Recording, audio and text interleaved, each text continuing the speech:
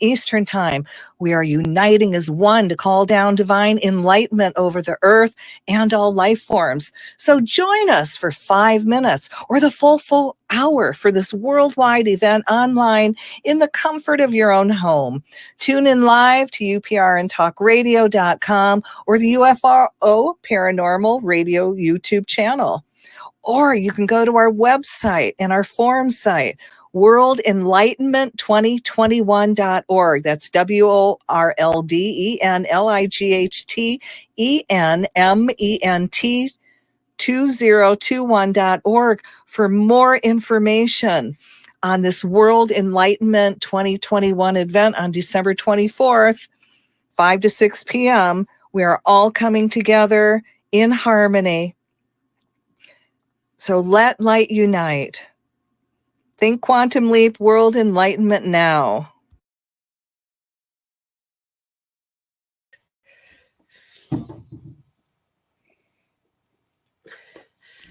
Yes. Thank God that commercial. I'm not cutting the commercial. It kept blanking out or something. I don't know what it was doing, but did it start blanking out on you? Like kind of you couldn't hear it? But anyway, welcome to the Church of Mabus radio show. It's Friday night. It's 10/29/2021, 7:06 p.m. Central. And we got Wham representing here with us tonight. How's it going, Wham? Oh, it's just fab. Today is fab. Today's a good day. That's good. Why is it so good? Spread the cheer. What happened? I like the time of year it is. I don't know. Some good stuff happened today. You know, it's just. That's good. Yeah, it's just nice. I understand. Writersofthefuture.com. Check that out. Also, the network's having a big Halloween shindig tomorrow, Sunday night at 9 Central. Me and Christina are going to be there dressed up a little bit. I have some plague doctor mask or something. I'm not going to do anything too crazy, but to try out my Yeti microphone there too, and hopefully that lets two people talk at one time. So a lot of stuff. Hopefully we'll be there, but that's at 9 p.m. Central, Sunday night on Halloween. So one big thing I have to do is I just finished What We Do in the Shadows season finale. Had to finish the Creep Show season finale, and then I have to watch Halloween Kills, which I know it seems like it's just a brutal bloodbath, but I'm going to watch it anyway. But it's the second one. There's so many who can keep up anymore. But tonight's guest, Nathaniel Gillis. How's it going, Nathaniel? Hey, man, it's going good. I'm happy to be with you guys for my first time on the show.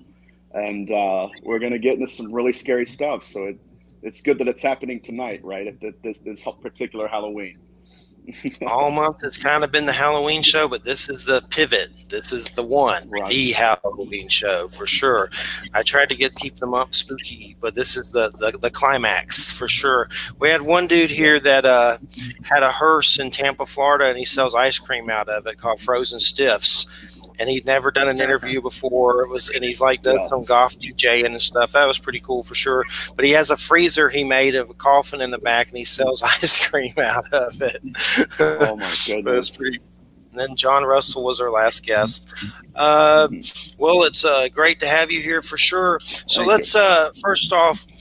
I'm sure this is one everyone asks, but you say you're a demonologist. Tell us what your classification of that is. What is that? Well, I am not a systematic demonologist. Systematic demonology is more of your Catholic exorcistic rites. Mine is a little bit more Middle Eastern. I take the approach that the exorcistic rite originated prior to the Bible being written, and even in the Bible, Numbers 19:11, it was the act of cleansing someone from corpse pollution. And so I come at it in a different way. I do not believe that demons are on the hooves. I do believe that they are what's called demonized consciousness. They're dead people that our ancestors basically described as demons. And so that's kind of my approach to the field. As of late, in my research regarding demonology and the connections it has with UFO abduction phenomenon, I'm starting to gravitate to an almost an indefinable, in a sense, term for my research. So right now I'm known as a demonologist, but the behavioral patterns and what I've been researching as of late, it's growing into something deeper and a lot more vast than I anticipated. Cool. Well, basically, just to give you a little rundown of the history of the show, me and Wham both have had many experiences. And just to give you a summary, my experiences, kind of the catalyst for that was when I was 17. I went through testicular cancer and had to go through chemo and all that stuff. And then a year or so later, my dad died, and I started to have crazy things happen with UFO stuff, beings of light, ghosts, and witnesses with me seeing this stuff as well. And I don't know if I've ever been abducted. If so, they've mind wiped the crap out of me because I don't remember anything like that. But I've seen weird stuff over many houses that I've lived at and been like, what in the hell? That seems like it's here for me or something, just so bizarre on that kind of a level. And Joe, are you there? Because I hear something. I don't know. Joe's in the room, but I heard some kind of skedaddle on the microphone. Oh, But anyway, there he goes. He's left now. He's stalking us. I swear to God, a pig just bit my toes under the table. It's a mini pig. Oh my gosh. Run from them. But anyway, the point I'm at now is I live with my fiance Christina. We're getting married in December, but we're taking care of her grandmother here with some hospice care because she's a nurse and her grandmother passed away. And lately at this house, there's been some phenomenon happening that's been kind of bizarre. And I don't think it's the grandmother. I could be wrong. But there was one incident that a glass blew up on the countertop, a crystal glass. No one was near it. I had never seen anything like that. And there may be a scientific explanation, but it was just very bizarre. And they're very thick glasses. This was a while back, earlier in the year. Another weird thing that happened here is there was something hit the bed. When we were sleeping in the bed and we were asleep, something hit it. And I got up with a flashlight and thought something fell on the bed from a shelf or something. Nothing fell on the bed. Something weird hit that bed, and it scared the crap out of us. And Michelle Desrochers, she's on the network as well. She's done some clearing kind of stuff here. And I was just going to tell you about some of the things that she had brought up that were here. And I think there's something to it, though. You hear some of them, you're like, that's pretty weird. I mean, I'm open to it because obviously I've seen weird stuff. So, but one of the things that she said that they found here was a small, kind of like a demonic being that was kind of like a golem, or she called it a golem. A golem, yeah. And that it could amplify fights and feed off kind of energy and stuff like that. That one keeps coming up a lot every time she clears, like it keeps coming back or something. And there's been some other stuff with grays and things like that. And even they said something about an interstellar demon, which was kind of crazy. I was like, what? Okay. I'm open to that, but that's still crazy as hell, right?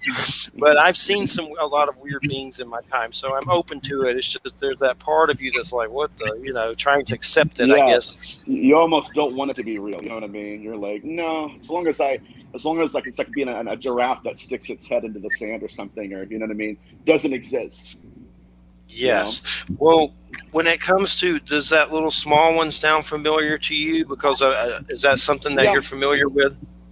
I am familiar with it, but what I've encountered in my research and even the manifestations I've seen in houses, these entities will manifest in all sorts of ways. Even like an apparition. When I was 8 years old, I encountered my very first full-bodied apparition, and even then, that entity mutated. Right, it would emerge as shadow figures sometimes, but it would take different shapes. And I mean, I've had cases where these entities will manifest as dead people. It's not the dead person. It's not that I don't believe ghosts exist in that sense of the word, but yes, these entities can manifest in many different ways. And I think that the biggest issue within the field is that a lot of us have been confusing all of these entities and saying, okay, then we kind of compartmentalize them instead of acting as if these are apparitional manifestations and as if these entities can manipulate us by the way they appear to us. I think that's a very big point that needs to be made. And when it comes to these entities, do you have what would you consider your spiritual belief system? Do you kind of have a Christian perspective or something else? Satan and hell and demons and spawns. Is that where they're coming from, or is it something else entirely? I think it's that as well. I do believe that people employ the terminology demon spawn, which I believe is the hybridization program and the UFO abduction phenomenon. But again, we have to define our terms. So to answer your question properly, I grew up in evangelicalism. And at the same time I was going to this local church, I was also growing up in a haunted house. And so the manifestations that I was experiencing did not fit in the blueprint of demonology that I had inherited. And so as a young person, I had to make a decision, a very painful one.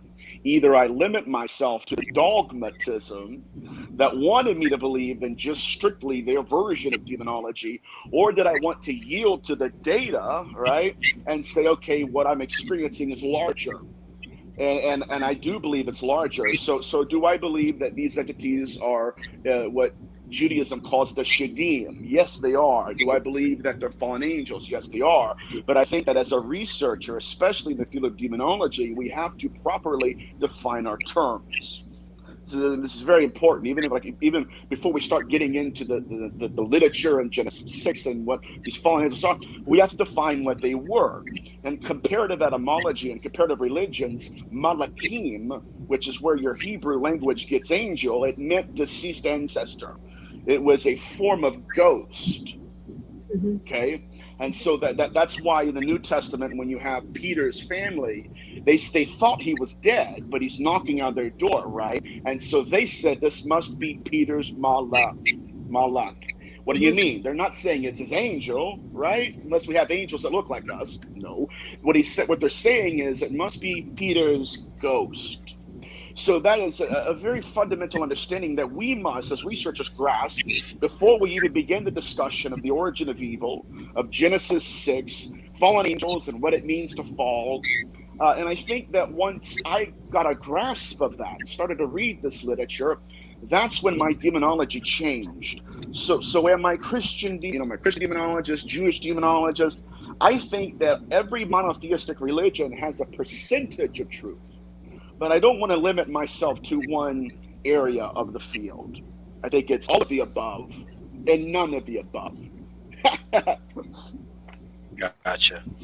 Well, one of my big ones has been seeing beings of light, and I've seen those in the heavens. I've seen 2 of them leave my house, and I don't really know if they were angels or deceased loved ones leaving, but how often does that come up where they're like shining beings of light, and what would you consider Shining some of those? Ones. Yes. Now this is this being, this entity that we become, I suppose. It's mentioned first in the Atrahasis epic, and it was called, it's basically a being of light, but it's called the Lil Spirit. What it suggests is that the soul of a mortal is made from the flesh of a god. And so in ancient demonology, what they believed is that when you died, you became a being of light. And then that being of light was characterized as what's called a Lil Spirit, an L-I-L. Now, in Mesopotamian demonology, your Hebrew demonology took that concept, that Lil Spirit, right? That afterlife motif, right?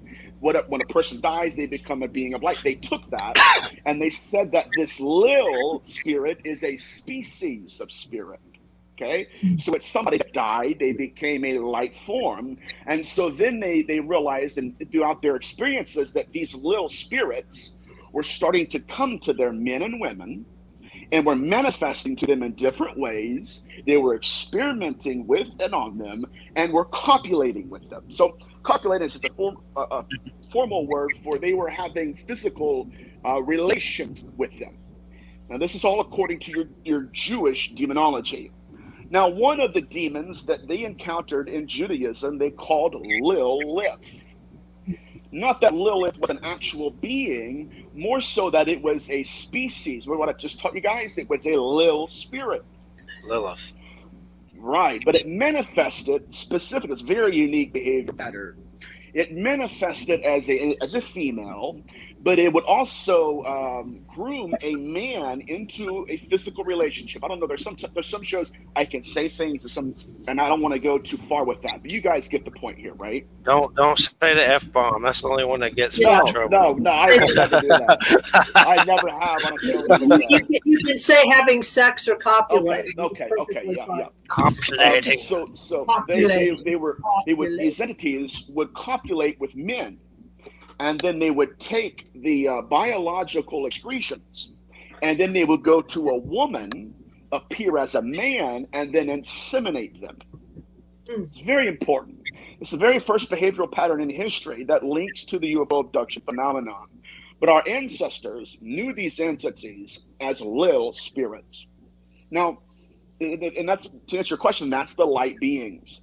And I don't want to go into pictures. We have a lot of time to cover this stuff, but yes, I've heard of that, and I do believe they exist. Well, the show's an hour and 55 minutes, but let me know if you need less time or anything Yes. like that. But We're good. so weird as I know this sounds goofy, but Bigfoot, do you consider that Nephilim, or maybe some of them may be kind of demonic? Because it seems like there's different kinds. We've had some stuff like that where we've heard a weird noise in the woods and the mom thought something big ran outside. Just weird stuff that seemed kind of Bigfootish. But do you consider that something in particular when it comes to like demonology? I don't at this point in my research. I say that because there are two guiding theories right now that it is the lineage of, like an ape-like creature, or that's even interdimensional. So in my research, I think that it's up in the air for me right now. Now, I'll tell you what though, the language that it tends to use is reminiscent of a necromancer, which we'll get into here shortly. The whispering, the chattering, the buzzing noise. It's something that our ancestors encountered many times. But in terms of where do I put Bigfoot in the research, I don't know yet. I'm still contemplating where he belongs. Definitely. I've heard some people say they've said, Christian kind of things and it went away. But I would like to think there's some that are of the light and perhaps there's some that are not. But there's so many different things about that. But definitely necromancy. Let's get into that for sure. The necromancer. Can you remember the Judas Priest song? Necromancer. Yeah. So when I started digging into the ancient literature and looking for what I knew to be true in terms of the abduction phenomenon, I encountered a species that carried the same characteristics, had the same manifestations, had the same messages, and truthfully, I believe and wholeheartedly the same intent. In history, we were being invaded by the impossible. And what was happening is that these little spirits, that once they died, they began to try to live again in this dimension. They would attempt to be reborn into this world by being reborn through the womb. And so these little spirits, these people that had died, they would start possessing people and possessing things. And so one of the things that's fascinating is in antiquity we have the phenomenon of the teraphim. Now, the teraphim was first introduced as a way of worshiping an idol. It's a way of worshiping these little spirits. What our ancestors would do is they would go and take a piece of metal, a small piece of metal, and they would carve the name of an unclean spirit on it, someone who had died. And the consciousness of that deceased disincorporate spirit would then possess the metal that they carved the name into. So the consciousness merged with metal. At that point, the necromancer would implant, UFO abduction, implant that small piece of metal with the spirit's consciousness in it. He would implant that in a corpse.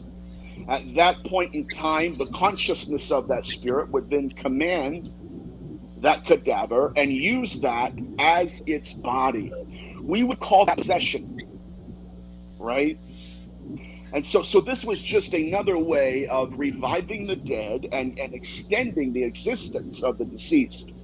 And so that's why another thing is that it's impossible to understand the role of necromancy in the phenomenon of ufology until we understand the role of possession. Does it make sense? Yes. Okay. So possession, according to your Catholic exorcists, was always the relocation of a spirit. Now, if we get into their history, they got their demonology from Judaism purely. There was a time in the 16th century when they kind of split, and so when your Kabbalistic exorcists believed these entities were dead people, Catholicism held a conference and said, we're going to say they're all devils. But what's most important here, guys, is that the necromancy, the way these entities play a role in possession, is that possession is not about relocation of consciousness; it's about replication of the body. Is this interesting? I know we're getting deep already. Definitely. Okay. All right. So what would happen is we had these exorcists, even Catholicism, they would encounter an entity. The entity would step into a role. It would always, I'm Beelzebub. And they would go along with it. You're Beelzebub. Okay, we're going to treat you as Beelzebub. Not realizing that it's not Lord of the Flies, it's Lord of those who fly. He's talking about the little spirit, right? Very interesting stuff. But most importantly here, guys, I want to stress this, that the exorcistic rite is found in Numbers 19 and 11. It's nothing about horns and hooves. It was about corpse pollution and how that when someone is possessed by a ghost, they need to go through the ritual of exorcism. So first and foremost, I want to lay the foundation here. Possession is a form of necromancy, number one. And number two, in order to cleanse them of that necromancy, you have to perform the exorcism. So we're dealing with consciousness here, guys. Very interesting. Definitely. And have you had cases where you've had to do exorcisms? I mean, what are some of the cases that you've come across that you've had to deal with personally? Okay. Yes, I've done exorcisms, but I have not done the exorcistic rite of Catholicism. Do you guys remember how I told you that in the 16th century, you had two strands of demonology that were kind of separating themselves and kind of formulating their own theologies? One of them was your Kabbalistic exorcists in a province in Israel called Safdi. That's more so my tradition. So instead of just using holy water and just using scriptures, they actually believed the possessing entity itself was a disincarnate entity. And so what happened was people would be possessed by this entity, and like they would have different physical manifestations, different diseases. And so the way they would heal the person, the demoniac, was by healing the spirit in them. It's very interesting. So that's what's called the Kabbalistic rite. And so they treat possession as a form of the afterlife, and not just purely, we're going to stab you, devil, and get out of here and all that stuff. And I'm not disrespecting that. I'm just saying that I disagree with that slightly. But in my cases, I've encountered entities like that. Specifically, it was a young woman who had an attachment of suicide. And I'll just go ahead and tell you guys a story. I was at dinner one night, and a good friend of mine, Josh, pulled this girl next to me, her and her boyfriend. And I'm always reading. And I'm reading my book. And he's like, he goes, I know what you do, Nate. And he's like, and my friend here needs your help. And I said, okay. And she sits down and she starts talking. The first thing she says is that I need help. She said, because my best friend, a young girl, she said, her grandfather lives in this really haunted house, and she lives with her grandfather. She said that one night her grandfather was chased out of the house by this apparition, and she said that he was thrown on the ground in the front yard. He died. She inherited the house. She said, so she's like, now my best friend is afraid of staying in that house, obviously for reasons. And as she's talking to me, guys, I'm witnessing this cloud of darkness just descend down upon her. And I told her, I said, I do believe your friend needs help. And I do believe there's a grandfather here that we need to talk about. But I said, I'm more concerned about this attachment of suicide that I just saw land on you. When I said that, it was as if the atmosphere exploded, just like all of her pain. It was like all of the silent screaming had finally begun to trickle down her face. And she just began to shake, started crying. She said, absolutely. She said, I've been facing that for about a year or two now. I said, okay. She holds her hand out and she puts my fingers on scars where she had slit her wrists. So in that moment, I could have done two things. I could have cast the spirit of suicide out, right? Or I could have implemented the Kabbalistic rite, which was to talk to the spirit within that was attached. It's very important, very interesting. And so I said, okay, I said, this obviously to me, I felt it was familial. I said, so who in your family committed suicide? Remember how I told you there was a young girl and a grandfather involved, right? She said, my grandfather killed himself in 2014. I said, okay. So then I began to deal with the emotions, right? The heaviness, the insecurity, the fear, the depression. And so what I began to do was I began to give her freedom back to her. And I began to help her decide whose emotions belong to her and whose emotions belong to that entity. And so when I began to do that, you could feel, I mean, it was a powerful moment. But she actually put a testimony on my Instagram account. Once that event happened, you could feel it break, because that entity no longer had authority over her. So that was one of the ways that I implemented, not the Catholic rite. I didn't cast it out and then have it go and possess somebody else. I dealt with how, it's a different way of dealing with it. But in and of itself, it is a form of exorcism. Yes. And here recently, Christina has a friend, Kim Wilkin, who passed away, and we're waiting to find out if it was suicide or a blood clot, because she had often, mentioned suicide. And here at this house, we've had one day where everyone here, myself included, had a weird thought, like something here was trying to say, like, kill yourself or whatever, something I would never do.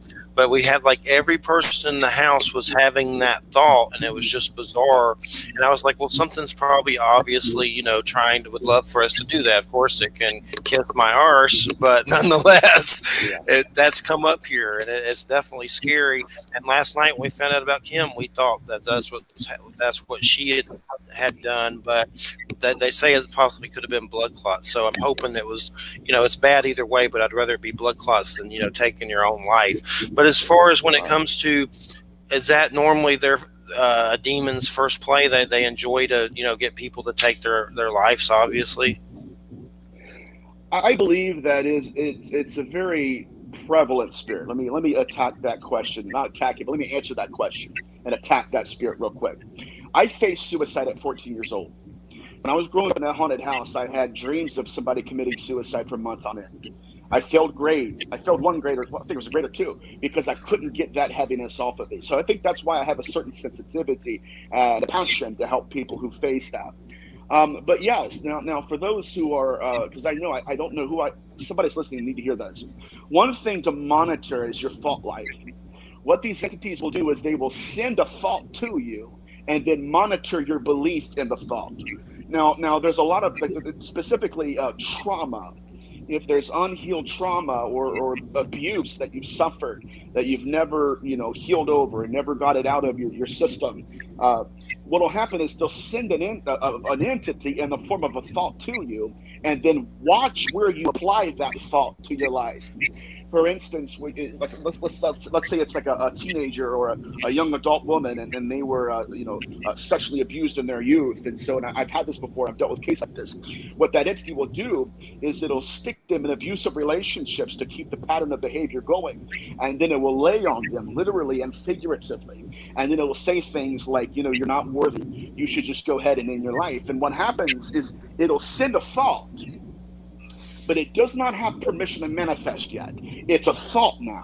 But what it does is it will monitor where we apply that thought to us. And then when we apply it to us, when we say, you know what, I agree with that.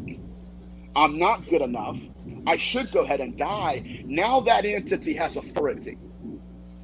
Now that entity is no longer just a thought. Now it's a full-blown being. Why? Because you've allowed it to exist by believing in what it says about you. And so that's why when I was dealing with that young lady, I had to help her understand to get rid of these thoughts, because once you start not believing them and start getting them out of your mind, I'm not in alignment with those thoughts, the entity no longer has authority. Vice versa, I've had a young man that was possessed by an entity, and the family wanted me to come out and do an exorcism on him. And I'm talking on the phone. I said, I don't do this for money. I said, I'm going to pay my own gas. It's about 2 hours away. But if and when I do show up, will you let me help you? He had agreed with the entity. So much so that he had made a covenant with him. And he literally told me over the phone, he said, well, I don't know that I want you here because every time it manifests in and of me, he said, it teaches me things about people I wouldn't know. So it goes both ways. If you believe it, it has authority over you. And that's the most expensive lesson I think I've learned dealing with suicide. And then, of course, there's a lot of people that we know that, and who are famous that have taken their lives that have kind of affected me. Many people, stuff like Kurt Cobain, Robin Williams, the guy Chris Cornell from Soundgarden. There's been so many, and you have to just sit back. What drives them to that? And it does seem like there's a force that definitely gets off on it, or whatever it does. I've definitely seen, people dealing with it on many levels. Me, as far as personally, I may have said it in my younger days, kind of foolishly or something like that. I know when I went through chemo and I had lost a testicle at 17, I took a gun and I put it to my head and was like, screw this. And I heard a Nirvana song, Lithium, and for some reason I couldn't do it. And that was one of my stunts, but that's the only time I had ever tried it, and that was just a rough time, for a teenager. And but I know the Kurt Cobain thing affected me a lot, and I've always just kind of wondered from a spiritual standpoint, if what affects that, and I do think it's something dark for sure, something for sure. Absolutely. Matter of fact, it's interesting you mentioned Kurt Cobain and all these other guys, man. My very first book is called A Moment Called Man. And I wrote that because, in a way, a very good friend of mine did commit suicide. And it wasn't, I don't know, I shouldn't say it like that, but he overdosed. But it was really wild. But my point here, and the reason I wrote the book, is because a lot of people who fight suicide, it's almost as if they're medicating a gift they're called to manifest. And it's impossible, especially as an empath, it's impossible to self-medicate someone else's pain. And so I wrote A Moment Called Man to assist people who are growing into their gifts and help them love themselves, even in the midst of fear, feeling misunderstood, and loneliness, not aloneness, but the loneliness that grips the hearts of people who are called to heal. There is a great deal of young people that were just like myself when I was 14, who are very much in tune with the spirit world. They'll go out to eat and they'll go home and cry, or they'll meet somebody and they'll instantly know things about them without them, the other person sharing it. These are the people that I have found that are often addicted to drugs. They're in great depression. You'll see them. They're never one to have a great job, but they're awesome people. And what happens is, it's not that these people are worthless or that they don't have a purpose in life. What happens is, again, they're medicating and not manifesting. And so a lot of these people, when I start to talk to them, mentor them, and get them aligned in their gifting and what they're supposed to be doing in life, the pain is understood. I'm not saying it leaves. I'm saying that it's understood more, and now they can actually understand it and move into manifesting it more. But I want to shout out those people because I know they're going to be listening, even adults, 65-year-olds, 80-year-olds who've lived their entire lives, strangers to themselves. It's a very important thematic element here with respect to suicide and why people do that. Definitely. And I know recently that Michael K. Williams, who I think he OD'd from heroin and passed away, really good actor. That was very sad. Lane Staley, Alice in Chains. I know in my case, I used to do worse drugs, but now they have weed here in Florida, and that's what I do. The only one I do, and I'm like, well, compared to what I used to do, that's pretty good. But my concern mostly is with vapes and stuff, because I do those. I need to try to curtail that for lung, because I know that's not good for your lungs, no matter which way you splice it. But I know a lot of my self-medication happened because I had those weird experiences. I know a lot of people go through this UFO stuff or weird stuff, and they self-medicate. And that's, definitely, I've run into many people with PTSD from experiences, and they self-medicate, and that's how they deal with it, Yeah, absolutely. Yeah, PTSD, I have a good friend of mine that has PTSD from the war, and he self-medicates too. It's very interesting because this is going to kind of go in a different direction. But you mentioned PTSD from these experiences. And to a degree, I suffer from that as well. Like in my youth, the entity itself would always manifest and literally move into my room at nighttime when I was alone. So to this day, like especially if I do an all-nighter researching, there's a part of me that doesn't like it to see me sleep. You know, and I think it's like an intuitive, instinctual reminder of what I went through in my past. But you know, in my research, I do believe that we're fighting these same entities. I do not for a second believe that these entities that are abducting people, you know, performing experiments and rituals and all that stuff, I don't believe these entities have our best interests in mind. I know too much about the literature, and I found their behavioral patterns as far back as 6th century BCE. First and foremost, our ancestors thought these beings to be soul hunters. So what that means, it comes out of the book of Ezekiel chapter 13. Yahweh, the God of the Bible, he says, those who hunt the souls of men to make them fly. Remember what I told you guys about the little spirit? How when somebody dies, it flies out, it's, you know, it leaves their body. Well, the bird imagery in Mesopotamia, the Phoenician texts, the bird represented that part of us that dies and leaves the body. And so that's why in demonology in Psalms 91, David's talking about the snare of the fowl, right? Why? That bird-like spirit that leaves the body, there are entities that will capture that portion of our existence. It's very interesting. Now, it's going to get very scary, but it's, you know, it's Halloween, so I anticipated people that would tune in just to get scared, hopefully. So Yahweh said that these entities were not so much interested in our bodies as much as they were interested in that apparitional existence that we possess, that little portion of us. We would call it an apparition. And so in Ezekiel 13, Yahweh calls them soul hunters. He describes a species of ghosts, necromancers, that would go into people's houses, into their homes. They would induce these individuals into a sleep state, and then they would pluck out that soul, right? And then they would begin to do things to the soul. It's very interesting. So when I read that text, I thought, wait a minute. So that's why I went to Hold on. Oh, he's having an animal event. It's okay.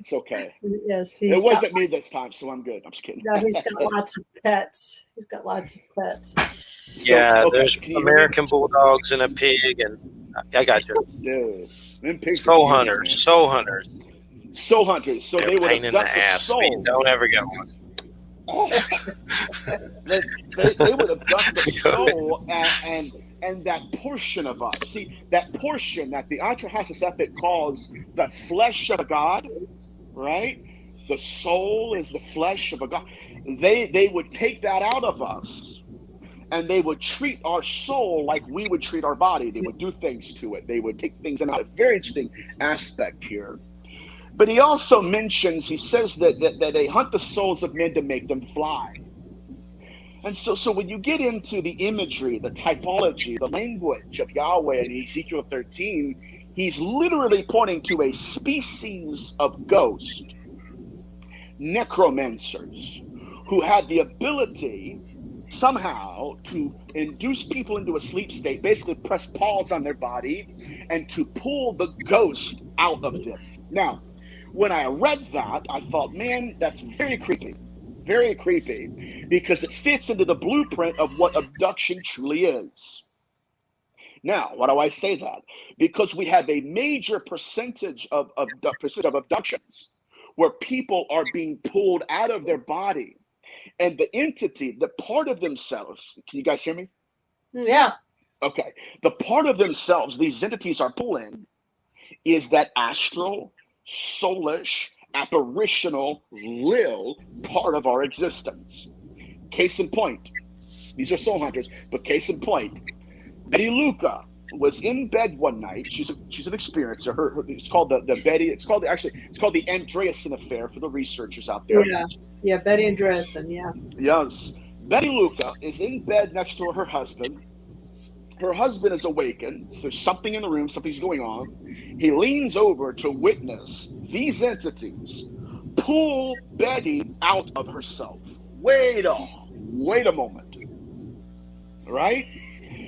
She said, I saw her body of light, like you mentioned, being peeled out of her body and then go through a wall. Now, Betty Luca remembered that event. So they had pulled her into a dimension, whatever dimension they're in, they pulled her into it. And so now she's encountering these entities that are out of body, and she's out of body, and she's seeing, but her eyes are in bed, right? She's in two places at once. It's very important. Number one, this demonstrates an apocalyptic ability to keep the body alive with the soul out. Number two, they're educating Betty Luca. They're talking to Betty Luca in terms that are very descriptive. Number one, we're going to teach you how to fly a ship. Wait a minute. Not her body. They were teaching her soul how to fly a ship. Now, I want to suggest this. When they put her back into her body, she never flew a ship again. Why?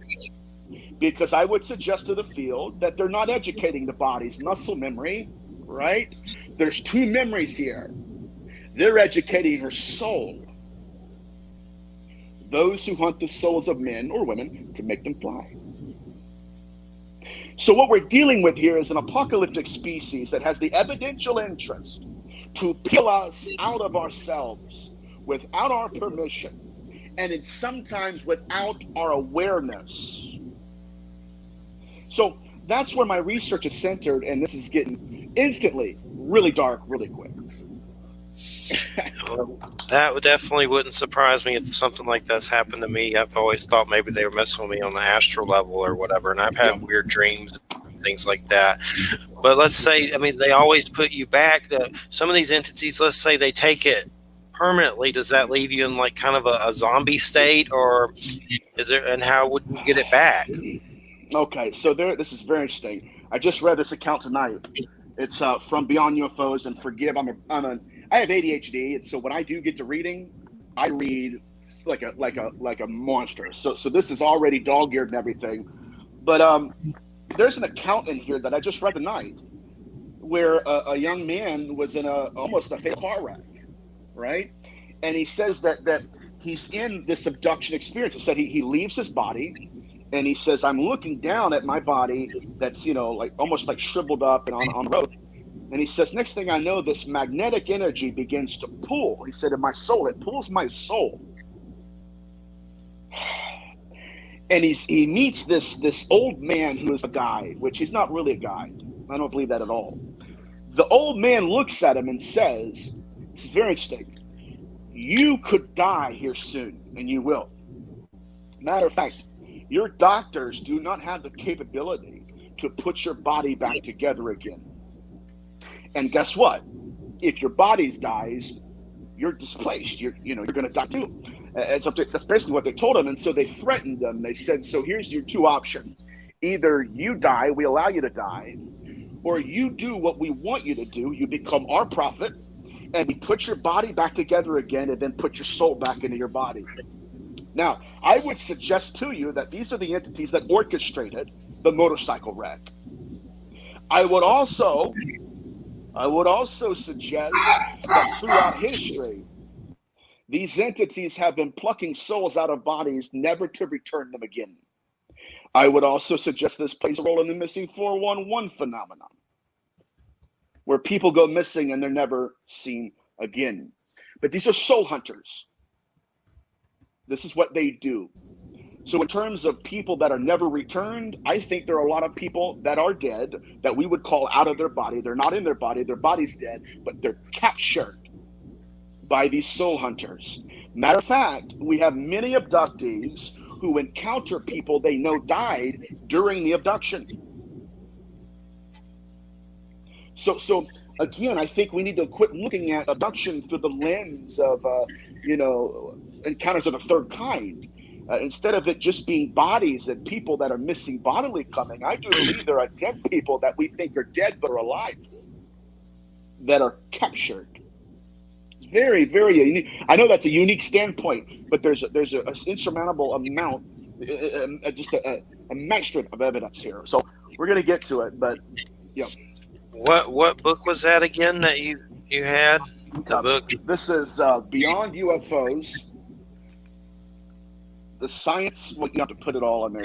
It's a huge title. Just look it up. It's Beyond UFOs. This is volume 1. Okay. I'm familiar with David. I've interviewed him many times, like 5 times or so, and I'm definitely that's Fishing Formula 1 is definitely some crazy situations that are just bizarre. So I definitely think there's something to what you're saying for sure about them taking that and stuff like that and working with the soul. And what do you think they do once they get it and they take it? I mean, do they keep it forever? Do they feed off of it? I mean, what do they do? I think in a way they're using this as batteries. I'll tell you why. Because, like I told you about terraforming. Remember how I told you that they were merging consciousness with metal? That was the necromantic rite of preserving, life after death, was displacing themselves and putting themselves in metal. I do believe that's why a great deal of your abductees are saying these ships themselves are almost possessed, like they're conscious. See that connection? It's the same. It's the same phenomenon, the same technology throughout all of history. We just didn't know where to look.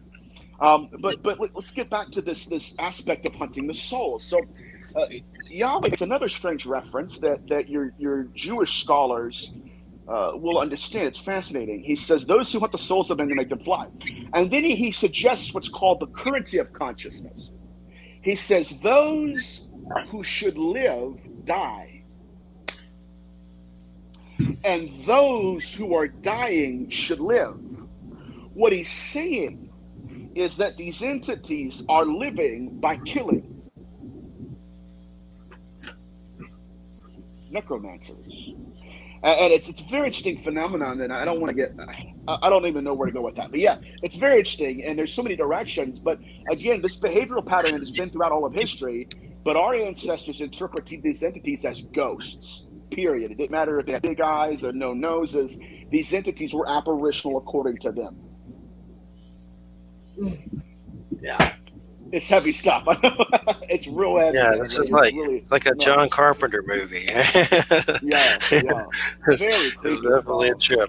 But definitely in agreement with a lot of it. There's nothing I find myself disagreeing with. It seems like, truthful to me for sure. There's something to it, no doubt about it. And that's some of the things. We also had some experiences here where Christina saw a gray-like being standing over me at night, and it kind of said like it had kind of a mosquito kind of face. And at one point, I've had some weird experiences with the sun where I can close my eyes and let the white light fill me and say stuff like I am connected to the source. And I walked in this house after doing that, and when the grandmother was passing away, I saw a being in there that looked like a gray alien being, but it was like astrally, kind of like see-through, and it was almost like it peeked at me, like it was surprised I saw it. And somehow that sun gave me the vision to see it. So that's happened here, and I've never seen grays before. I've seen some little cloaked beings standing around a black box before that are very small with a witness and light beings, but never grays. But here, there's definitely, Michelle said, Des Rocher said something about grays too, and the mother here. She has some situations she deals with older lady, and the gray things definitely come up. But is that, would you say those are hybrids? They're definitely the soul hunters too, though, on some level, right? Absolutely, absolutely. These entities manifested to our ancestors, and our ancestors demonized them. So our ancestors put horns and hooves and said, okay, they're fallen angels. But again, like I said, in terms of definitions, what they're trying to say is these are ghosts. They're translucent. And so when you're dealing with the afterlife, you're going to deal with demonized consciousness. But let me say this. The first half of my research was essentially consisted of understanding the behavioral pattern of the incubus and the succubus throughout history. And when you get into these different texts, I mean, Genesis 6 and how they appeared to women, and can I dive into that real quick? Yes, please do. That specific topic. Okay, That's like a because I wanna, spiritual spouse too, where you think you have something that they call a yes, spiritual spouse or something like that. Yeah. correct. So I came to that text, Genesis 6, from an evangelical perspective, which is deeply um, empty, I should say. It's really, it wasn't good enough for me. It didn't make any sense to me at all, and so I had to dive deeper. But at Genesis 6, according to the King James Version, it says that in those days, giants were in the land, men of renown. When the sons of God saw the daughters of men and that they were fair, went in unto them and made unto them wives. And so it wasn't until I started to get my hands on other literature that other cultures were writing about this same phenomenon. And I want to suggest to the research out there, this is not the when angels fell. This is the how, because they're still doing it in the 21st century. It's a very important point. Point number 2, I got a hold of a Coptic manuscript called the Apocryphon of John. It was preserved by Egyptian monks, Christian monks.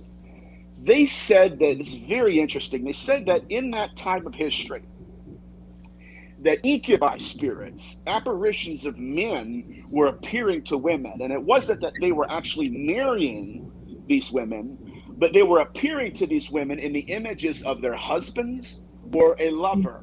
You call that an incubus, right? And then it said that and it would coerce these women into copulating with them, an actual sexual relationship.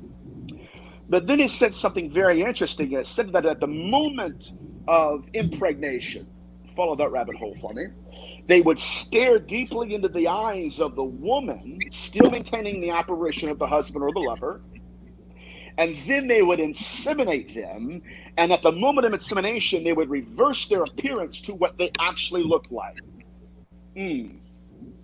What were they doing, right? What were they doing? So it was a lot, the phenomenon was a lot more detailed than what just King James wanted us to believe it was. Now, it also goes deeper. It says that the moment of impregnation, they change their apparition, they look into their eyes. Now, what they were performing, this is a rule these entities have. They were performing an ancient obstetric ritual. Whatever image the woman, this is what they believe, whatever image the woman saw, at the moment of impregnation, she would birth through her womb as a child. We would call it genetics, but they call it something different. Now, what we have here, again, we have an apparition that's trying to father its own child. Why? Because it does not have a body. It doesn't have a body. So what it's doing is it's creating a child that will grow up to look like its apparition. Very important. So what you have, I can see it's very deep. But what now we have here is what's called in demonology and possession, we call it the social skin. Now we have the spirit, the software, and the body, the hardware. And then death was begotten through the womb of the woman. And that's why in Genesis 6 we call them Rephaim, giants. But there's a dual meaning here, ghosts. Very interesting.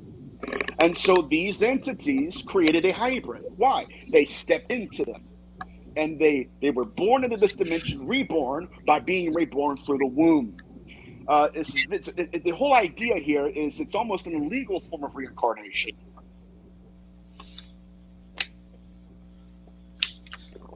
So that idea of being an incubus to impregnate and a succubus to extract the biological essence. Those are two roles that ancient demonologists understood. They understood what was happening, but they thought they understood why. But it wasn't until we get into the 21st century and we start realizing, okay, these entities are doing the same thing.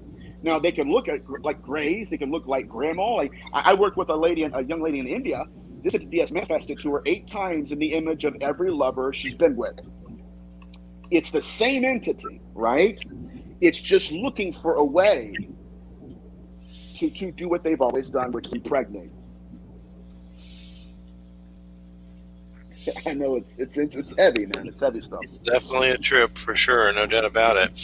And is that what jinn are? Is that similar to those beings? Jinn, the jinn. So yeah. So your jinnah, because I'll tell you what, man. I had an Arabic linguist basically verbally accost me for that. It was kind of funny. Jinn. He's like, no, it's jinnah. I'm like, oh, well, I call him jinn. So whatever. Yeah. So what happened was, your Islamic demonology, it originated from your Jewish demonology. But even in Jewish demonology, the Hebrews called these entities shadim, seidu. That's the Akkadian loan word. So they didn't even originate, in Hebrew theology. That came from the Akkadians. But your jinn it's the same entities. They're describing the afterlife. What happened was they were encountering in their exorcisms entities that thought they were married. Hello, ghost. That thought they had kids. Hello, ghost. Right? That entities that were literally possessing people. It's very unique. And they weren't performing the exorcistic rite and just throwing holy water. They were actually having conversations with these entities. Excuse me. And so I want to prop up my answer with this. During the same time these Islamic exorcists were dealing with entities, next door in Safdi, you had Kabbalistic exorcists who were dealing with entities. And what happened oftentimes is you would have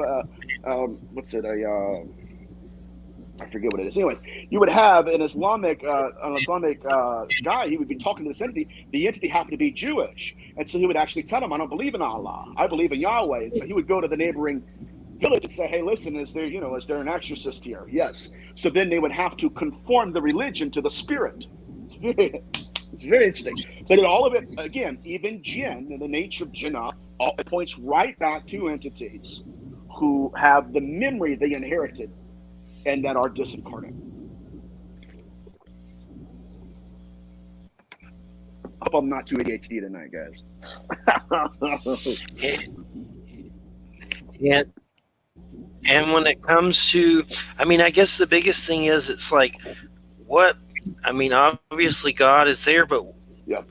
This is a philosophical question, but it just seems like life's hard enough with, every bill you have to pay and surviving, and you got to, worry about all these invisible a-holes everywhere.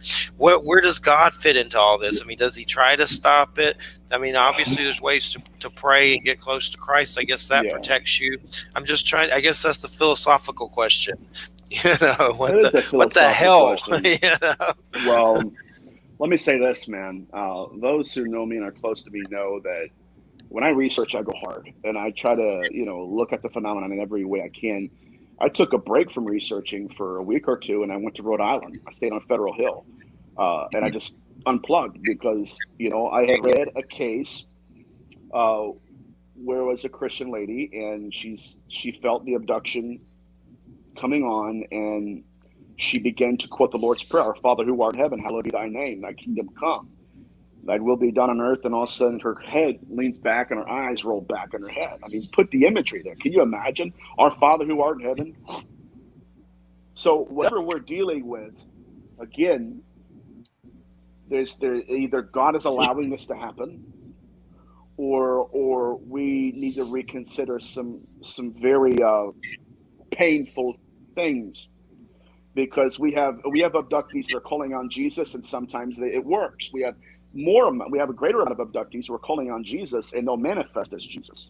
And I would also say this: they become our thoughts. In other words, they weaponize our beliefs against us. So like one case is Dr. Carla Turner's case, where the lady was Christian. She said, she called on Jesus, and they said, okay, we have Jesus too. From the shadows emerges Jesus, but it wasn't the Jewish rabbi Jesus, right? In the first century, olive skin, all that stuff. No, this was the white Presbyterian Jesus, right? That she believed. Yeah. So they plucked her belief out, weaponized it against her, and said, "Oh, you mean this?" So either I'm sorry. Oh, I was just going to say, I've heard of Carla Turner, and I know there was one case where a lady had, I guess, a deceased loved one appear to her. It was reptilian or something like that. I remember that particular story from Carla Turner and the controversy around her death and things like that. Correct. Dr. Carla Turner is a huge huge component to my research. I think she's one of the greatest researchers ever lived. She was incredible. But even in her research, man, she had one lady, one lady was abducted, and again they threatened her with death. They had actually pulled her out of herself. And what's interesting is a lot of these abductees, they'll look at their body, and to them in their perception, they're still in their body, and it's wild to see their psychology as it evolves to realize this is not my physical body. As a matter of fact, Dr. Turner had an individual who experienced that very same event. She's thinking she's in her body, and the entity looked at her and said, if you do not comply to our demands, you see that corpse over there on the table, and it was her. She didn't realize she was out of her body. And they said, if you don't, do what we want you to do, we will replace you. And then we'll send the body and send someone in your body back to Earth or whatever, and nobody will know the difference. So do I believe there are people that didn't comply with them that it happened to? Absolutely. Right? Absolutely. And I think, again, that is a new form of abduction that researchers need to consider. If they have the ability to split us into two, then they're not just capturing the body. I think they're also capturing the soul. And I know I saw here on your bio, what is preternatural? I know I just said that wrong. Preternatural phenomenal philosophy. Okay, that's when I got in this field. I started realizing that a lot of researchers were getting enchanted with the side effects of the phenomenon. And what do I mean by that? Like in ancient demonology, our ancestors would often give descriptions to demons, right? Descriptions. It's a lot like abductees. They like a lot of abductees were called beings. The tall blonde. And if you put that in antiquity, we would call those tall blonde demons. We would, demons are tall blondes. No, those are descriptions, right? But they're not definitions. And so what I had to do early in my research is separate our ancestors in terms of what they described these entities to be and what they actually were. Does that make sense? Yes. Yeah. And a lot of researchers get caught up in that, especially evangelical researchers. They don't outgrow the dogmatism they grew up in, and it's very damning. And that's really why I've stepped away from a lot of their theories, because it's too entrenched in one period of time. They have to go wider and higher. And I recall I had mentioned my experience earlier when I had seen 3 small cloaked beings in the woods with a friend, and they had a small black box. And I saw a friend, Brian, saw them as well. This was in my early 20s, but a cat jumped towards them, a black cat, and they vanished. But I will never forget those 3 small beings in that black box. So they use some kind of technology to do this? Is that what does that ever come up, like the black box? We would call it. Obviously, yeah.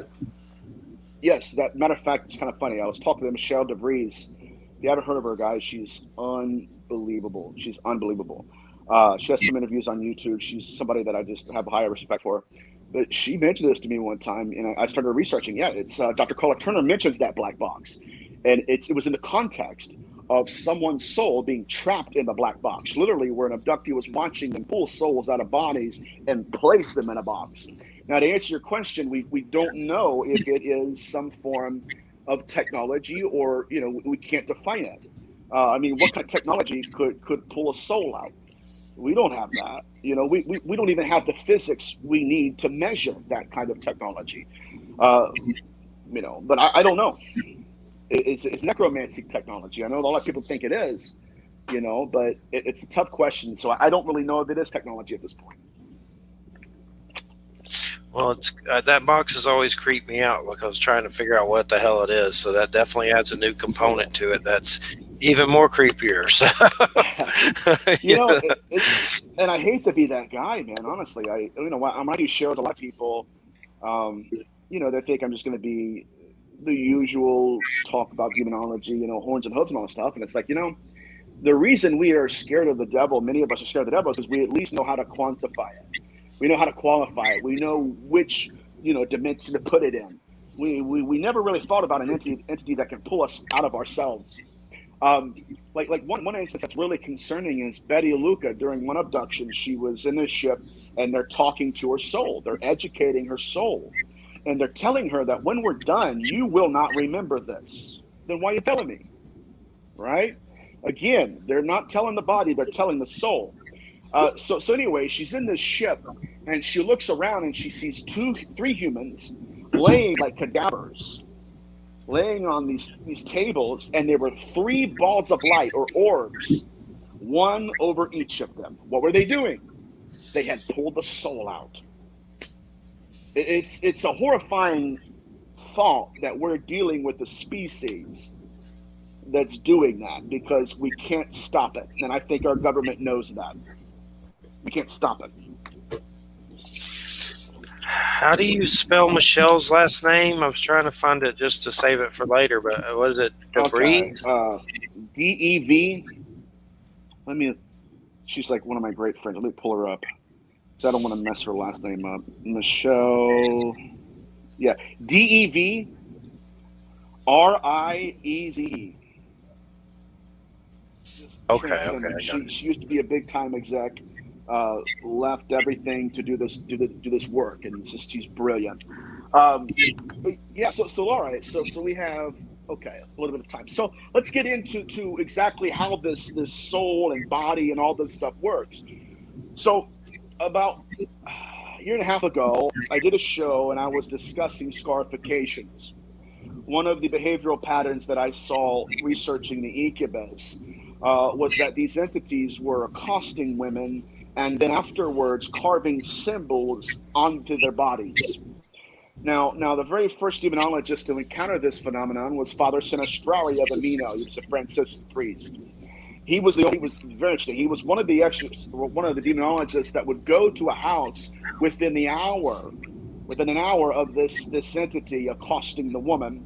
They would actually collect biological excretions from the entity. Why? Right? They're trying to inseminate. It's the same thing over and over again. It's the incubus. Anyways, he had a victim who she later on died in life, but it wasn't from her assault or anything. It was just, I think it was old age. But he, along with a couple other doctors, were doing an autopsy. It was very unique, okay? And they peeled back her eyelids, and they saw that the entity that had accosted her throughout her lifetime had carved his symbols or his language underneath her eyelids.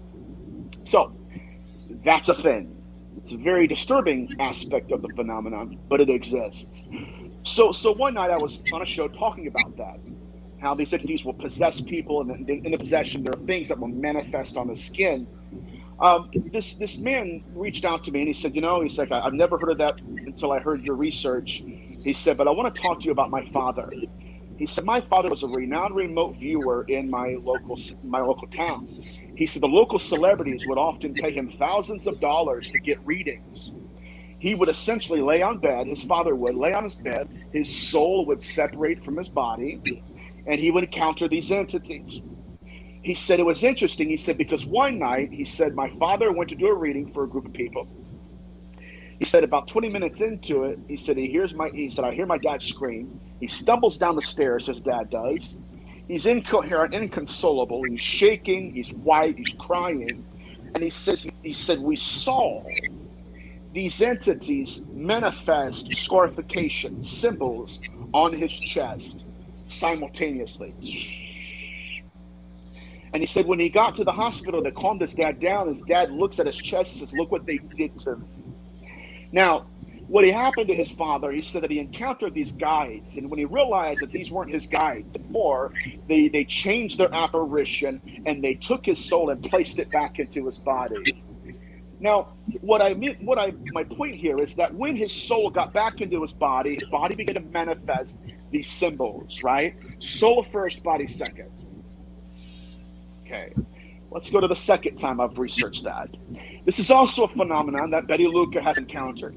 Do you remember the night when I said that Bob Luca witnessed his wife's soul being peeled out of her body? Betty Luca was put back into her body, and Bob Luca witnessed simultaneous scarifications occur on her skin. Soul first, body second. Okay?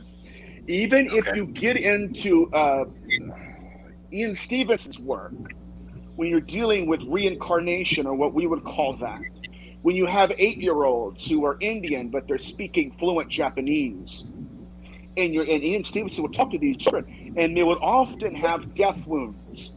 They would actually have a story about that death wound. They would say that in another life, I died. And what happened to the soul, right, manifested on the body they're possessing. First the soul, then the body. And so what I'm saying is, again, we need to be looking at not just the physical nature of this phenomenon, but how that they are manipulating the soul and then placing it back in the body. So we're not just dealing with nuts and bolts and physicality and how they're doing punch biopsies of Bud Hopkins stuff. I believe that. But we also need to consider the fact that they're manipulating the soul and it's manifesting in and on the body as well. And I know when it comes to, it's a lot to take in, I know, but when it comes to these beings and everything, I know we have Halloween coming up. Do you think that's a time when they're more active? The veils are lower and things like that? I think that they would be more active. I mean, I don't think so at all. And I hate to say that. I know people do it. I'm sure they're great people and everything, but these entities are operating around their own clock. Now, if they want to play the role of that, they will. They'll play, okay, I'll be a ghosty, I'll be and all that stuff. That's fine. But they'll also manifest as Dear Aunt Edna, right? So again, they work around their own schedule. Even in the incubi case, I was telling somebody about this the other day. Even in my incubi cases, a lot of these entities will have their own schedule. Literally, it's like they'll assault in the month of October. They'll come back around, and in that very same time period, they're back again. So do they belong to our time frame? If they do, it's because they want to. It's not because they're trying to honor us or anything. Have you found that you get, when you start getting onto them more or figuring them out more, that you kind of get on their list, or then they come after you? Is there what you have to do to protect yourself?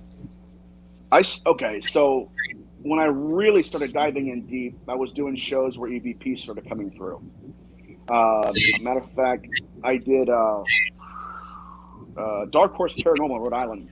We did a show not too long ago, and in the show, you could actually hear them cussing me out. You blah, blah, blah, blah, blah, blah. But it was after that show that Kristen Johnson was looking at the recording. She had her headphones on. And prior to the show starting, she said it wasn't an EVP. It was more so a transmission. These entities were talking to each other. One said to the other, wait until they go alive or whatever, and wait until they can hear us. And then they started doing EVPs. But Kristen described these entities like this. This is what I found to be true.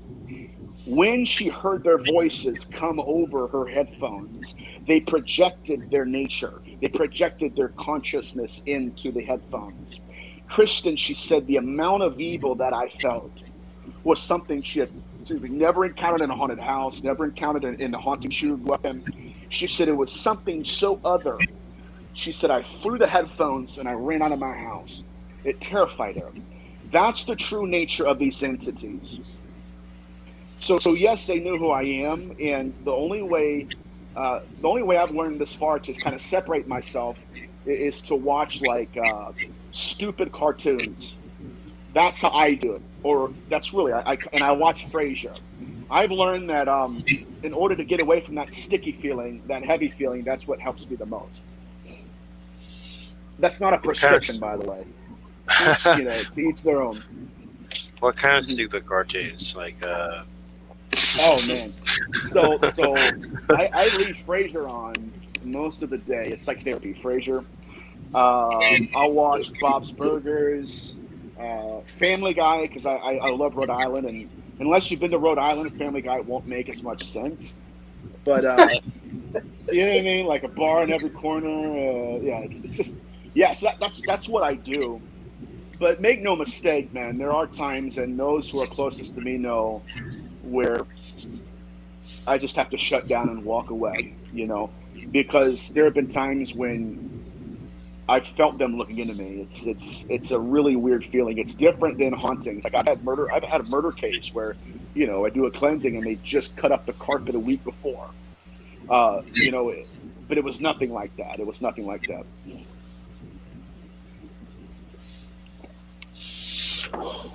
Anything you'd like to add, Wham? I know you're familiar with Carla Turner a lot too, as well. Yeah, from a different perspective. Some of what you were talking about reminds me of a couple of things that I've experienced. There was one really interesting experience that I had. It was some years ago. It was probably maybe 25 years ago, when I was deeply involved in studying Judaism. I had become interested in mystical Kabbalah and actually got to the point of conversion. And there was a woman that I had become friends with, and she had her parents had been Holocaust survivors. Okay. And so, that experience had obviously messed them up a great deal. Yeah. And despite and I don't know, it was never entirely clear to me how religious her immediate parents were, but other members of her family that had not been in Europe, that had been in the United States, had been Orthodox, and so she had been exposed to Orthodoxy. But because her parents were so screwed up, her mother horribly abused her as a result of her trauma, both physically and sexually, actually. And so she had strayed from her religion, her culture. But when I met her, I guess it was because I was so fascinated with the tradition and so into it, that she sort of got attached to me in some ways. And we did Passover together and Yom Kippur together, and we did a whole, I guess I inspired her to sort of reconsider or re-enter the tradition. But anyway, she would often talk about how her mother had passed, and she would often talk about how she felt like her mother sort of possessed her in a certain way. Yes. And would often in her life, she felt like it was like her mother compelled her to do really self-destructive things. Well, anyway, as a part of my friendship with her, at a certain point, I gave her a prayer shawl that I had purchased for myself, just sort of as a gift, just sort of, and that the night that I did that, the night after I did that, I had a very strange experience, which I now understand was some kind of a liberating experience. I had a dream. It was I had a dream that was very complex. I'm not going to go all into it, but it involved the central part of it was that there was this the rabbi of the synagogue to which we were both attending was in the dream, and then all of a sudden in the dream the rabbi turned somehow into her mother and began pursuing me in the dream, like around the office, and like, but I was easily able to keep away, I mean, wow. But it chased me like all the way. Like I got in my car and it chased me. It was just this long pursuit.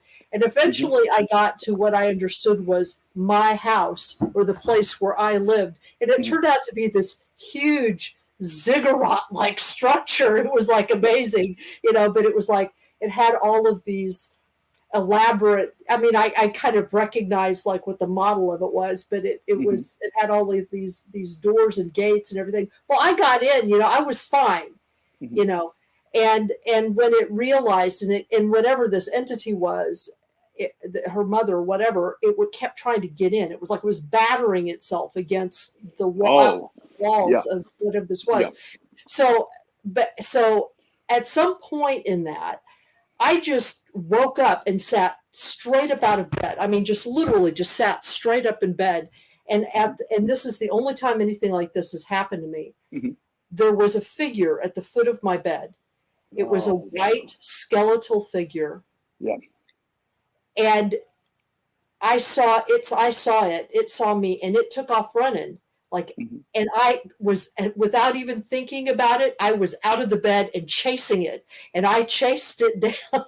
I chased it out of the bedroom, down the hall, into the living room, where I flipped on a light. And I couldn't see anything, but I could tell that there was like this, I can't even describe it. There was like this feeling in the room. I was wide awake. This feeling in the room that was kind of like, just kind of like heavy almost. Yeah, it was like a vibratory thing. And I could tell that whatever it was, I couldn't see it, but it was like in the corner, like in the far corner. And the only thing I could think of to do was I had an Orthodox prayer book with me, the Siddur, and in Orthodox Siddurs, there's this wonderful ritual, which I've shared with you, Jeffrey, on the amelioration of bad dreams. And it's a great ritual. And so I just sat there and I read it, the ritual, both in English and Hebrew, 3 times. Just read it. Didn't meditate, just read it. And when I got to when I got through the 3rd time, there was this audible pop, just boom, just like that, and it was gone. I believe that.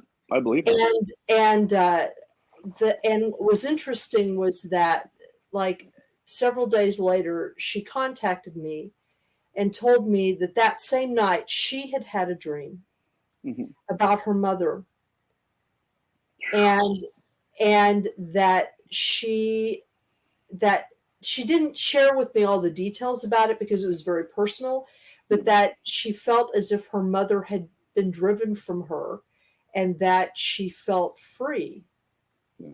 And she went on to go and do all kinds of interesting things after that. It was kind of like she went back to her tradition. She's fairly observant. Yep. I wouldn't say she's Orthodox, but she's kind of reformed almost, at least. Or? Yeah, well, more conservative. So it was just like, well, that was interesting. Somehow I did something right. But what is interesting to me is that I just had no fear of it whatsoever, or whatever it was. I mean, I've had a number of different experiences where I've been out of my bodies with other entities. I don't think that every time you're out of your body with other entities that they're trying to steal your soul, because these entities were not. We were just out there flying around, but I certainly have had entities like come into my house, and I have this deal with them that which is sort of a standing deal, that if you can't come to me when I'm awake, don't pester me in my sleep, because that will just piss me off. That will piss me off, because it does. Because I've awakened many times to things like in my room, and I tell them to leave. It's get out, get out. And I don't know, they leave when I tell them to get out. So it's like, whatever. But, a lot of what you've been talking about has made a lot of sense in terms of there are parallels that I know of in like Northern European tradition, and certainly in indigenous tradition here in the United States that I've studied, that I've under teachers. So, I mean, some of the terms are different. Right. Same ideas, though, right? Well, basic ideas. I mean, I would say that. Yeah, I would say basic ideas. I mean, there's some debate in those traditions about whether souls can actually be stolen, or whether that's a conceit that certain powers want to convince you that they can do. So there's some issue about surrounding that. I mean, I do think that there's a lot of BS that goes on with certain entities. They want to tell you that they're more powerful than they are. Yeah, you know, they're going to gaslight us and all that. I believe that. Yeah, too. and so there's a sense in which I guess I'm not gaslighted very well. It's like, my response to that is, yeah, you and whose army, Mhm. And I do think that if you're kind of crabby about it like that's sort of an interesting defense. I do think they feed on fear. I think that if you're afraid or if you're tentative, a lot of people have mixed intentions about this stuff. They're scared of it, but they're also fascinated with it. Mhm. They're scared of it, but they're also fascinated with the power and with the mystery.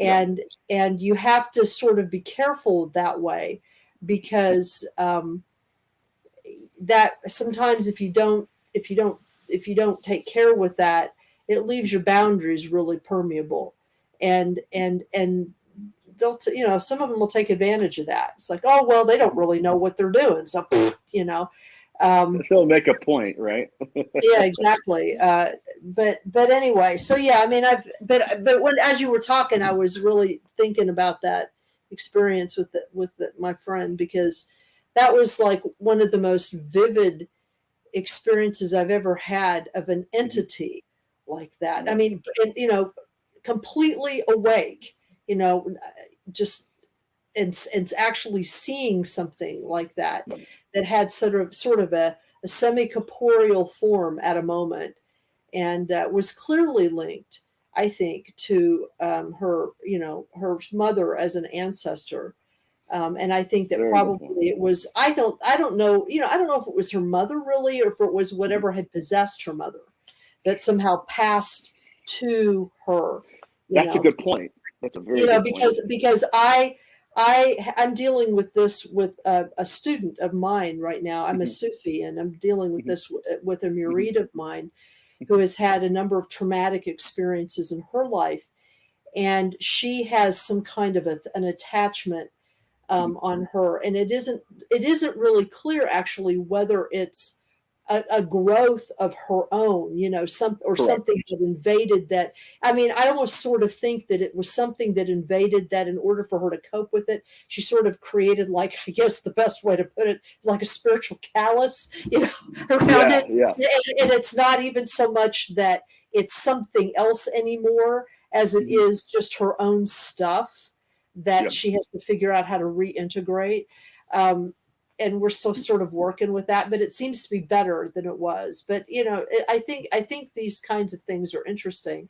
I think the working assumption that we are dealing with multiple levels and states of consciousness and types of consciousness, that surround us at all times. I think that's sort of and that a lot of these are our ancestral beings in one way. That's very interesting.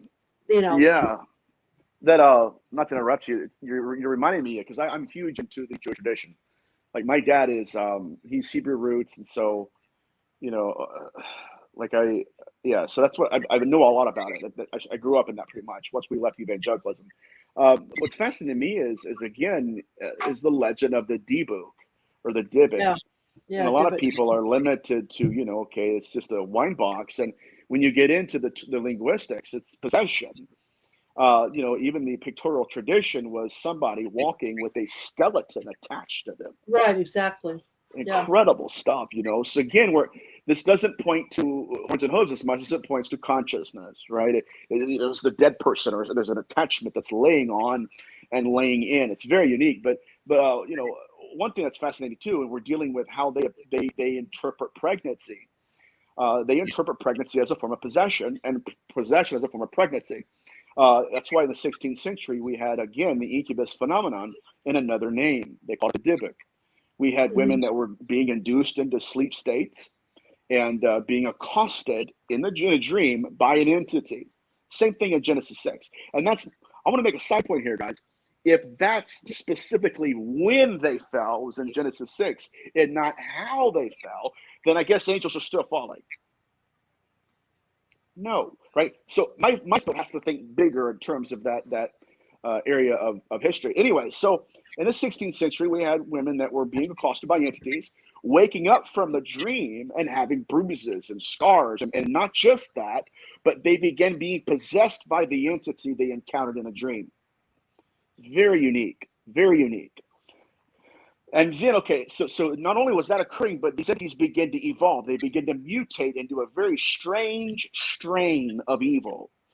These entities were not just possessing them, but these women were going to the Kabbalistic exorcists of the day. It's Isaac Luria, Nathaniel Gillis, and they're talking to these individuals, and they're manifesting this crazy, and they're showing up possessed by the entity, and the entity itself is in the fetal position in their womb, which calls these Kabbalistic exorcists to ask the following profound question: is possession pregnancy?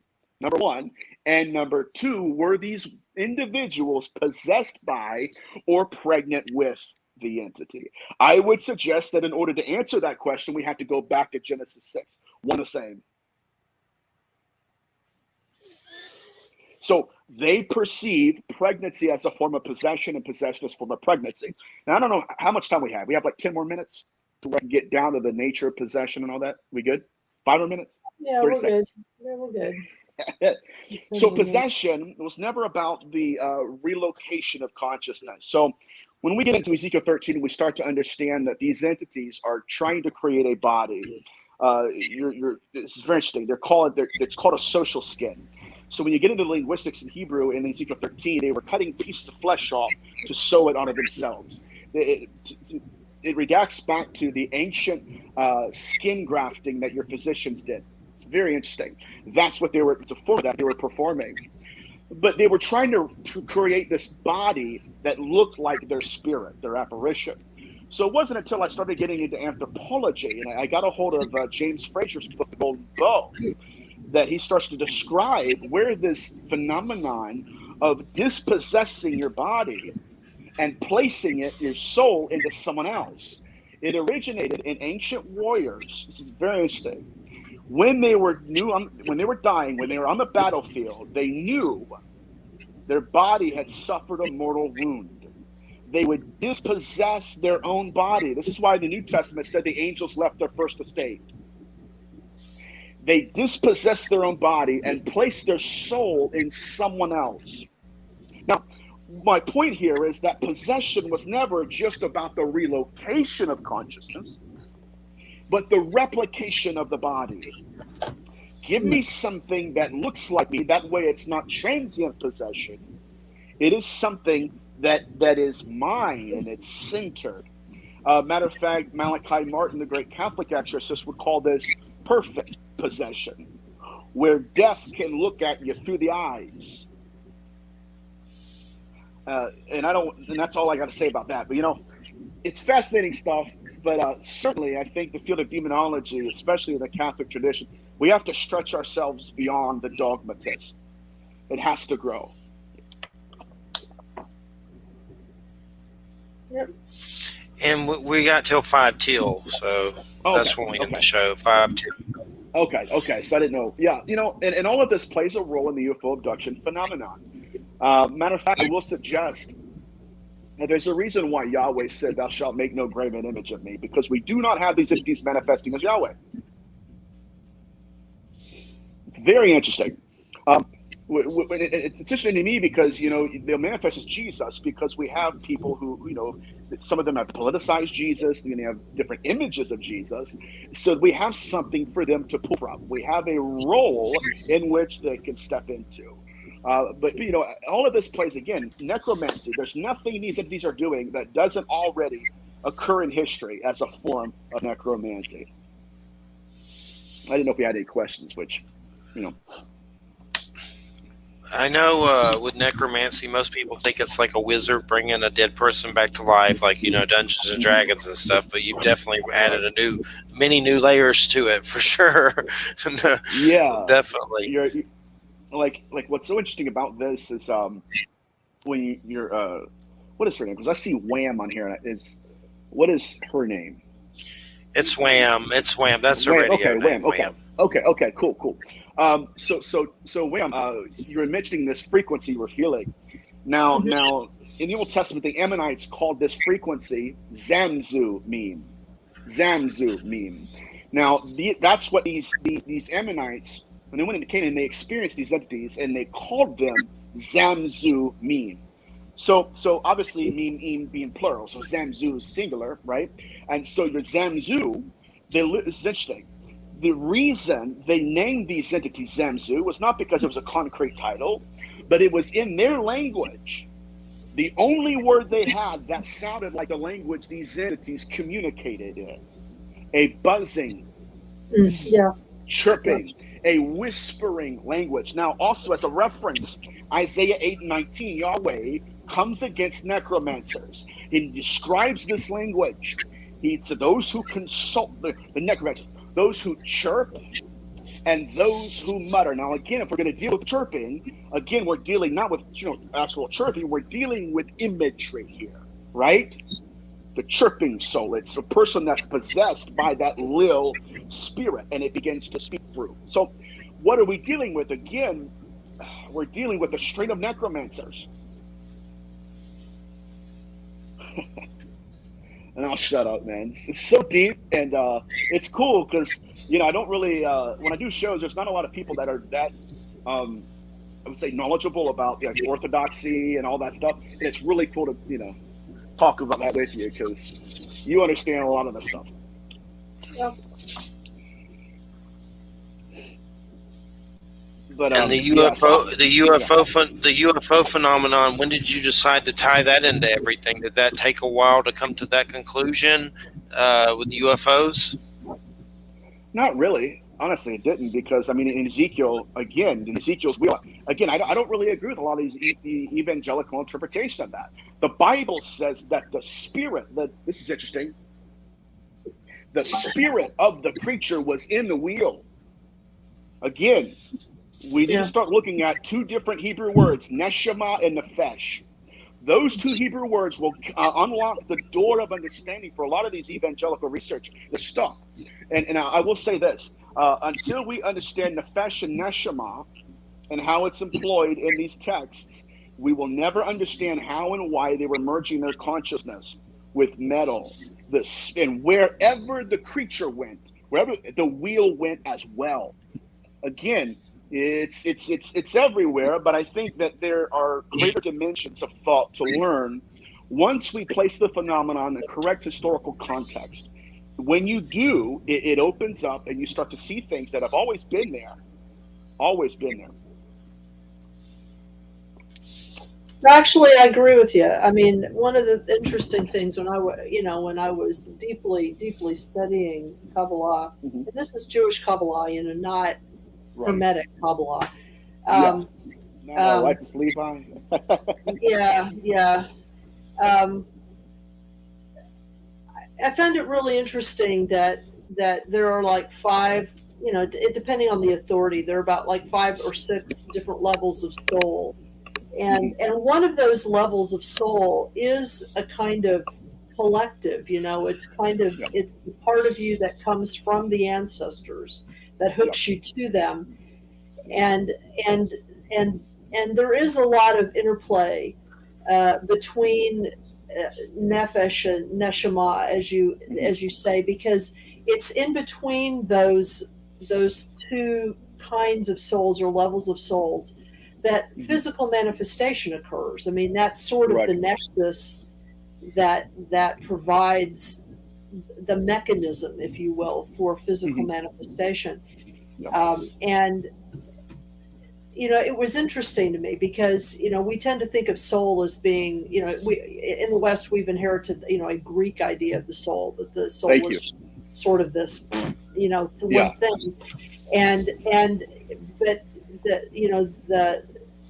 the Semitic and Jewish and Arabic and Egyptian ideas of soul are much more complex, and I think really much more subtle. I think that they provide a lot more useful information for understanding sort of the levels of consciousness that you're talking about. But like you say, a lot of people really don't pay that much attention.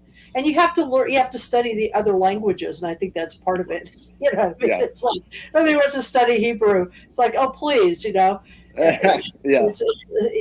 It's It's like one of the major religious languages of the world. I mean, it's You're anyway. right. It's fascinating to me, and it took a lot of me to grow out of the Christian tradition. I still get people that, and I'll just be honest with you, they're impressed with the research, but they're too afraid to let go.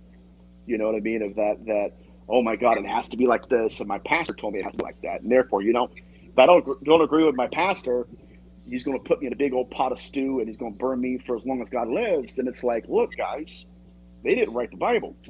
We have authors, right? And I did a show the other day, and they were asking me a lot of these questions. I said, guys, in order to understand what these people wrote, we have to understand what they read, right? And it sounds simple, but there are a lot of people that don't. And so when they're making references like the transfigured soul, and it goes back to Egyptology and how there's different different levels of soul, all that stuff, and if they don't know that, it's a lot of times it's difficult to teach, because it's like, I can't get you here, right, until I get you over here, and it takes me an hour to get you over here.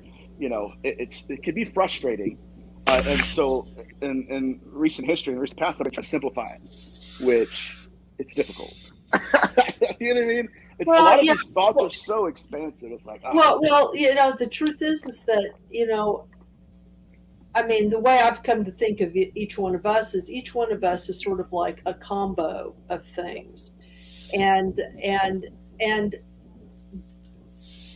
it's not simple in that you can't just point to it and say, oh, or whatever.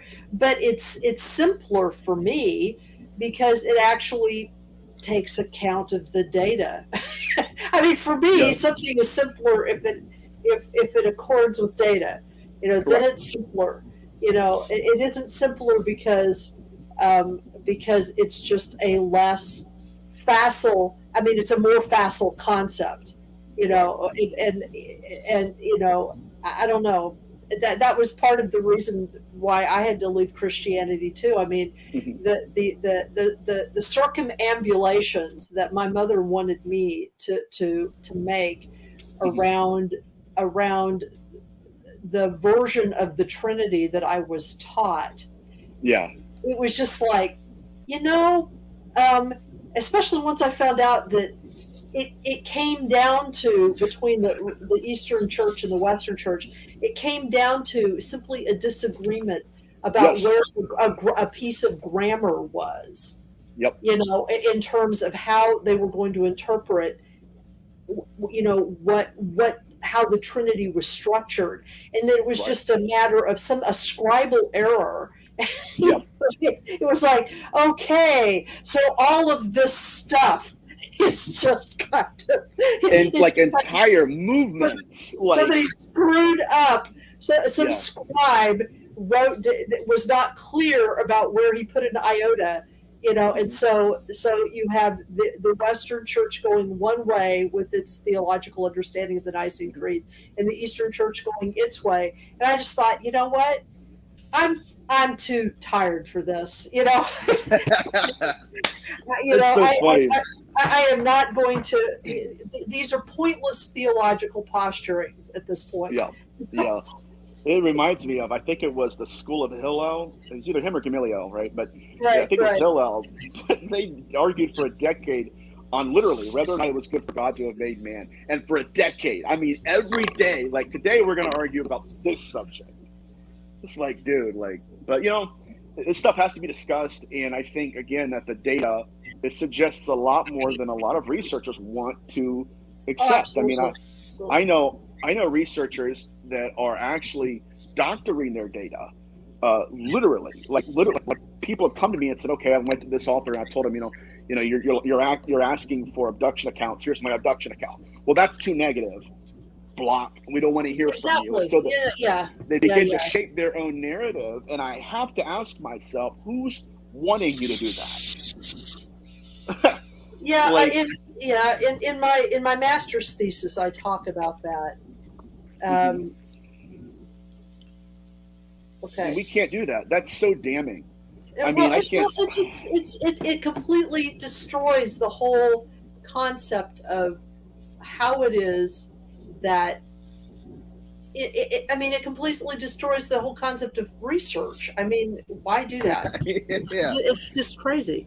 It's like taking Yeah. parts out of a word and just going with that. Yeah. What are you up to, Nathaniel, on Halloween? I don't know, man. My Buckeyes play tomorrow, so I'm getting geared up for a big Buckeye game in college football. That's about it. Nothing deep there, dude. I'm probably gonna get my PJs and either watch Frasier or watch, I don't know, football or something.